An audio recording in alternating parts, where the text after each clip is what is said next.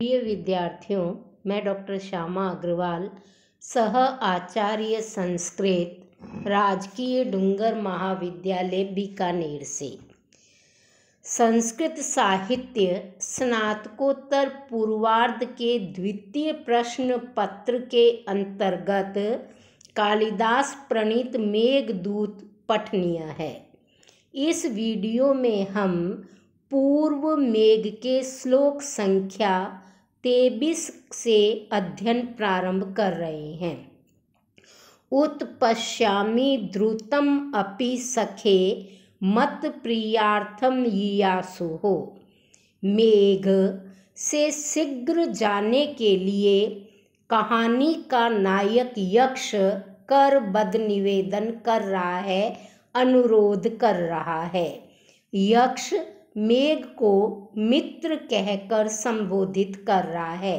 सखे, हे मित्र, मत प्रियार्थम, मेरी प्रिया के लिए, मेरी प्रिया पत्नी के लिए अथवा मेरे प्रिय कार्य के लिए, दोनों ही अर्थ है मम प्रियम वा प्रिया, मेरी प्रिय कार्य के लिए अथवा मेरी प्रिया के लिए। द्रुतम शीघ्र, यीयासो जानने के इच्छुक होते हुए भी, अपि है होते हुए भी, ते तुम्हें ककुब सुरभौ, ककुब अर्थात अर्जुन या कुटज के फूलों से, सुरभौ सुगंधित, पर्वते पर्वते प्रत्येक पर्वत पर, कालक्षेपम कुछ समय नष्ट होना या विलंब हो जाना, समय का विलंब हो जाना, उत्पश्यामि संभावित है, ऐसा होगा, ऐसी मैं संभावना करता हूँ या ऐसा मैं सोचता हूँ। सजल नयनई, जल से भरे हुए नेत्रों वाले, अर्थात आनंद के आंसुओं से परिपूर्ण नेत्रों वाले। शुक्ल अपांग, सफेद नेत्र कोने, और शुक्ल अपांग प्रायः पक्षियों के होते हैं, यहाँ उसका अर्थ मयूर है। शुक्ल अपांग अर्थात मयूरों वाले, जो मयूर के कहा, मयूरों की वाणी को, मयूरों की आवाज को केका ध्वनि कहा जाता है। तो नेत्रों वाले जो मयूर है वो अपनी केका वाणी से स्वागती कृत्य, स्वागत करेंगे, और प्रत्युद्यातः उनसे सत्कृत होकर, स्वागत करवा के, भवान आप, कथम अपि किसी भी तरह, आशु शीघ्र, गंतुम जाने का, व्यवशेत प्रयत्न करना। भावार्थ यह है कि यक्ष मेघ से कहता है कि हे मेघ, तुम्हें मेरा प्रिय कार्य संपन्न करना है, और वह कार्य है मेरी पत्नी तक मेरा संदेश पहुंचाना, या तुम्हें संदेश के द्वारा मेरी प्रिया पत्नी के जीवन को बचाना है। इसलिए तुम स्वयं बहुत शीघ्रता से अलका पहुंचना चाहोगे, परंतु रास्ते में प्रत्येक पर्वत पर अर्जुन के पुष्प, कुटज के पुष्प महक रहे हैं। ऐसे प्रत्येक पर्वत पर थोड़ा थोड़ा रुकते रुकते भी तुम्हें कुछ समय तो नष्ट हो ही जाएगा, ऐसी मैं स्वयं संभावना करता हूँ। रास्ते में तुम्हें मयूर मिलेंगे, जो कि जंगलों में, पहाड़ों पर या घरों में पालतू पक्षी के रूप में मिलेंगे। मेघ और मयूर परस्पर मित्र माने जाते हैं। वर्षाकालीन मेघ को देखते ही मयूर केका ध्वनि में उनका स्वागत करते हैं तथा नृत्य रूपी उपहार से अपने दोस्त मेघ को प्रसन्न करते हैं। इसलिए तुम उनसे स्वागत अवश्य करवाना, लेकिन फिर भी तुम्हारा प्रयास यही होना चाहिए कि तुम शीघ्रातिशीघ्र रास्ता पार करके अलका नगरी पहुंच जाओ। इस श्लोक में केका में आरोपित स्वागत वचन का प्रस्तुत प्रत्युत गमन में उपयोग होने से परिणाम अलंकार है। कहा भी गया है, आरोप्यमाणस्य प्रकृतोपयोगित्वे परिणामः। अब कई पर्वत पार करने के बाद रास्ते में दशाण देश आ रहा है। उस दशाण देश का वर्णन प्रस्तुत श्लोक में कहा गया है या किया गया है। पाण्डुच्छायोपवनवृतयः केतकैसूचिभिर्नै त्वयि आसन्ने। हे मेघ, तुम्हारे समीप पहुँचने पर। दशाण ये देश का नाम है जो दशाण देश के जनपद है। इस दशाण देश नामक जनपदों में सूचिर्भिर्नै मुकुलों में खिले हुए, कलियों में खिले हुए, खिली हुई कलियों वाली जो केतकी है, केवड़ा है। केतकी का अर्थ होता है केवड़ा। जो केवड़े हैं उनके कारण पाण्डुच्छायो उपवन वृतयः, पाण्डु उज्ज्वल, छाया कांति, उपवन उपवन, वृतय बाड़, उजली कांति वाले उपवनों की बाड़ों वाला, गृह बलि भुजा, घर में दी गई बलि को खाने वाले, और वो होते हैं कौवे। जो काग बलि निकाली जाती है उसमें घर की छत पे काक यानी कौवा बैठकर पितरों के नाम से दी गई हवि को या बलि को खाता है, इसलिए इसका अर्थ है वायस, काक या कौवा। वो कौवे जो हैं उन्होंने नीड आरंभे घोंसले बनाने प्रारंभ कर दिए हैं। उन घोंसले बनाने से आकुल व्याप ग्राम चैत्याः, ग्राम वृक्षों वाले, परिणत पके हुए फल से श्याम काले, जम्बू वनांतै, जम्बू वन से रमणीय, कतिपय दिन स्थायी हंसा, और कुछ ही दिनों तक रहने वाले हंसों से संपत्स्यन्ते युक्त हो जाएंगे।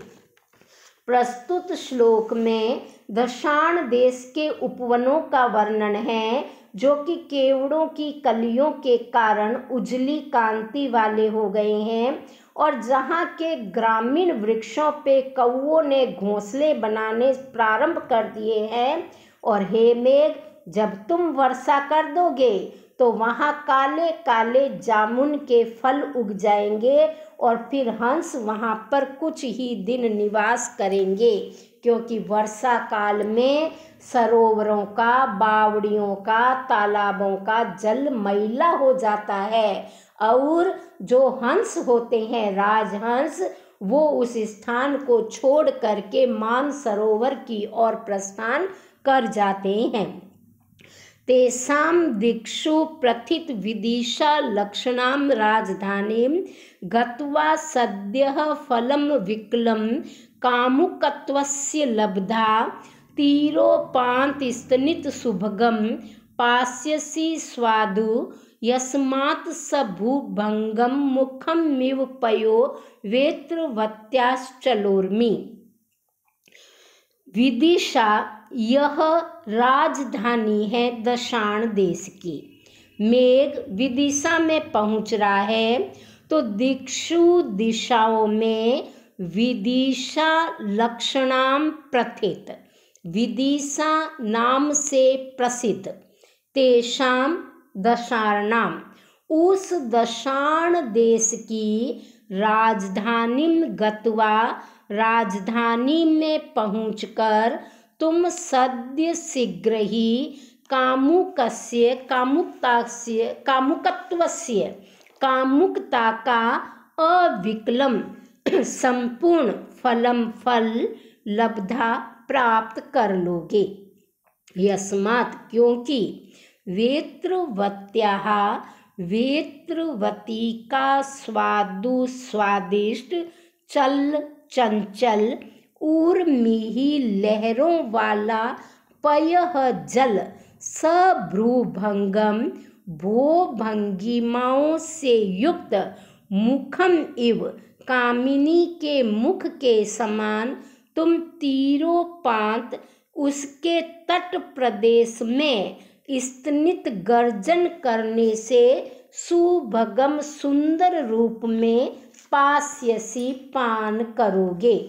दशार्ण देश की राजधानी का नाम विदिशा है, जहाँ पर वेत्रवती नाम की नदी बहती है।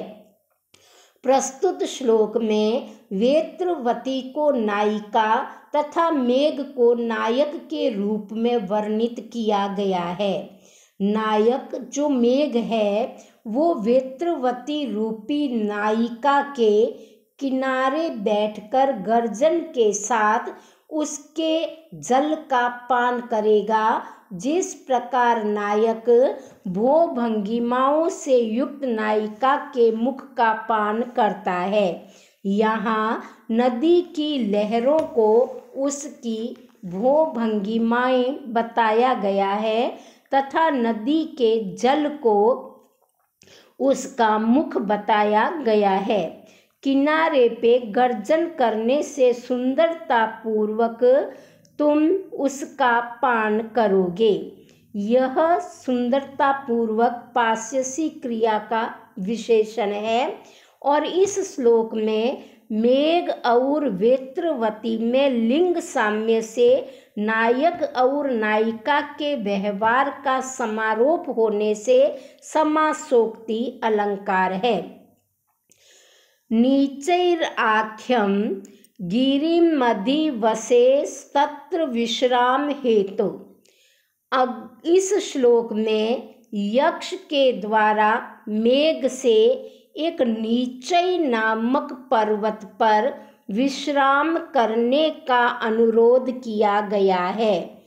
तत्र उस विदिशा नगरी में विश्राम हेतु, विश्राम के लिए, त्वत् संपर्कात् तुम्हारे संपर्क से, मेघ के बरसने से, प्रौढ़ पुष्पै खिले हुए फूलों वाले, कदम्बै कदम्बों से, पुलकितमिव पुलकित या रोमांचित, नीचै आख्यम गिरिम अधिवसे, नीचै नामक पर्वत पर तुम ठहर जाना।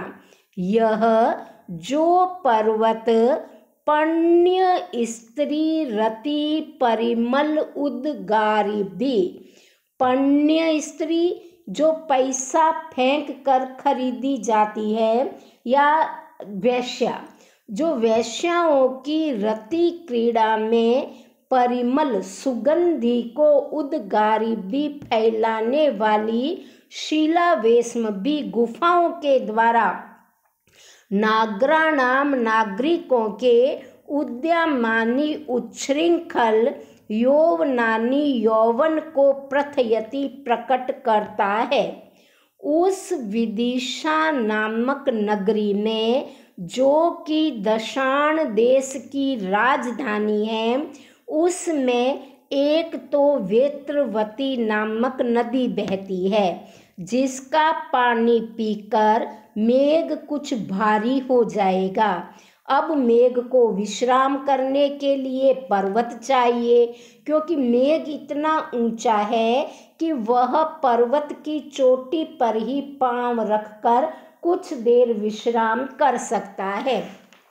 तो विश्राम के लिए भी उस विदिशा नगरी में एक नीचई नामक पर्वत है, जिस पर्वत पर जैसे ही मेघ टिकेगा, विश्राम के लिए ठहरेगा, वर्षा का जल निकल जाएगा और वहां पर कदम्ब के फूल विकसित होकर वह पर्वत रोमांचित हो जाएगा और वह पर्वत दशाण देश के नागरिकों के उच्छृंखल यौवन की सूचना देता है, चुगली करता है, क्योंकि वहाँ की गुफाओं से वेश्याओं के रति काल में प्रयुक्त की जाने वाली सुगंधी महकती रहती है।